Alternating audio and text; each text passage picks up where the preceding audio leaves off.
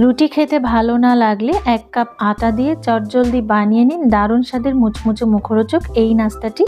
এটা বানানো খুবই সহজ আর খেতে অনেক বেশি মজার। ঘরে থাকা সাধারণ উপকরণ দিয়ে খুব সহজেই এই নাস্তাটি বাড়িতে বানিয়ে নিতে পারবেন।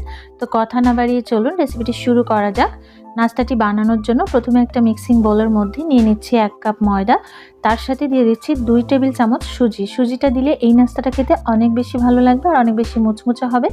দিয়ে দিচ্ছি 1 চামচ পরিমাণ লবণ, লবণটা স্বাদ অনুযায়ী এখানে ব্যবহার করবেন। আর দিয়ে দিচ্ছি কালো জিরা 1 চা চামচ, এতে করে সুন্দর একটা স্বাদ আর গন্ধও আসবে। দিয়ে দিচ্ছি কিছুটা ধনেপাতা কুচি আর সাথে দিচ্ছি 1 চামচ তেল। তারপর শুকনো উপকরণগুলো ময়দার সাথে খুব ভালো করে মিশিয়ে নিচ্ছি। সমস্ত উপকরণগুলো খুব ভালো করে মেশানো হয়ে গেছে। এবার এই মাখানো ময়দা থেকে আমি 2 মুঠ ময়দা আলাদা করে অন্য বাটিতে সরিয়ে রাখছি, এটা পরবর্তীতে কাজে লাগবে।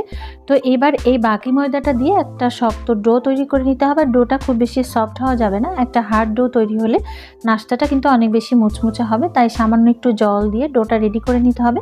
আর একবারে বেশি জল দেওয়া যাবে না, বারে বারে অল্প করে জল দিয়ে এরকম একটা ডো রেডি করে নিতে হবে। আর ডোটা রেডি হয়ে গেছে দেখে বুঝতেই পারছেন। উপরে আবারও কিছুটা তেল হালকা করে লাগিয়ে নিয়ে ঢাকা দিয়ে 10 মিনিটের জন্য রেস্টে রেখে দিচ্ছি।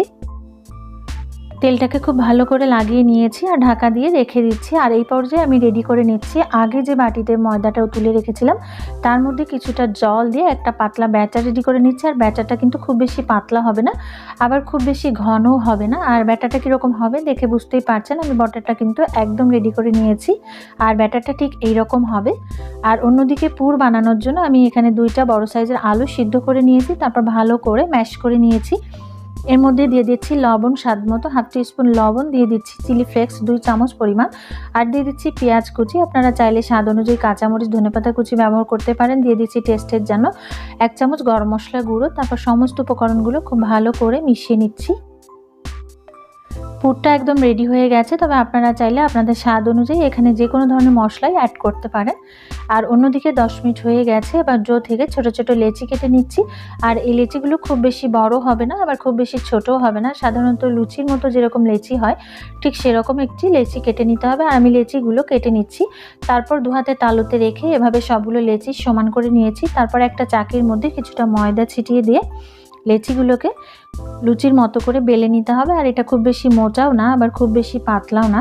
যেহেতু এটা একটা নাস্তা তৈরি হবে তাই এটা বড় রুটি করার কোনো দরকার নেই। এটা যদি লুচির মতো করে বেলে নেওয়া যায় তাহলে কিন্তু এটা একটা পারফেক্ট নাস্তা তৈরি হবে। তো এই পর্যায়ে আমি বেলে নিয়েছি। তারপর আগে থেকে রেডি করে পুরটা নিয়ে লুচির অর্ধেকটাতে দিয়ে দিচ্ছি, অর্থাৎ রুটির অর্ধেকটাতে এভাবে একটু মোটা করে দিয়ে দিচ্ছি, এতে করে এটা খেতে অনেক বেশি ভালো লাগবে। তারপর অপর পাশের অর্ধেকটা দিয়ে এটাকে ভাঁজ করে এভাবে ফোল্ড করে নিতে হবে। আর তারপর একটু হালকা চাপ দিয়ে এটাকে লাগিয়ে নিতে হবে। আর একই রকমভাবে আমি সমস্ত নাস্তাগুলো রেডি করে নিচ্ছি। সবগুলো নাস্তা আমি রেডি করে নিয়েছি। এবার ভাজার জন্য আগে থেকে চুলায় পর্যাপ্ত পরিমাণ তেল বসিয়ে দিয়েছে আর তেলটা মিডিয়াম টু লো আছে গরম হয়ে গেছে। আর নাস্তাগুলো নিয়ে আগে থেকে রেডি করে নেওয়া ব্যাটারের মধ্যে এভাবে ডুবিয়ে গরম তেলের মধ্যে ছেড়ে দিতে হবে। আর তারপরেই এটাকে ভেজে নিতে হবে। আর ভাজার সময় এটাকে কোনোভাবে চুলার আঁচটা হাই ফ্লেমে রাখা যাবে না, যেহেতু এটাকে সিদ্ধ হতে হবে আর ওপরের কোটিংটাও খুব ভালোভাবে ভাজা হতে হবে। তাই চুলার আঁচটা প্রথম 2 মিনিট মিডিয়ামে রেখে ভেজে নিতে হবে। তারপর অপর পাশ উল্টে দিয়ে আবারও 2 মিনিট ভেজে নিতে হবে।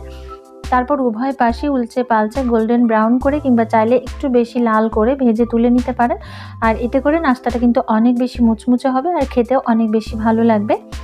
আর বাড়িতে হলেও এই নাস্তাটি একবার বানিয়ে দেখতে পারেন, খেতে কিন্তু খুবই মজার হয়। আর এরকমভাবে লাল করে ভেজে তুলে নেবেন। একই রকমভাবে পরবর্তী ব্যাচের নাস্তাগুলো আমি ভেজে তুলে নেব। আর দেখতে নিবা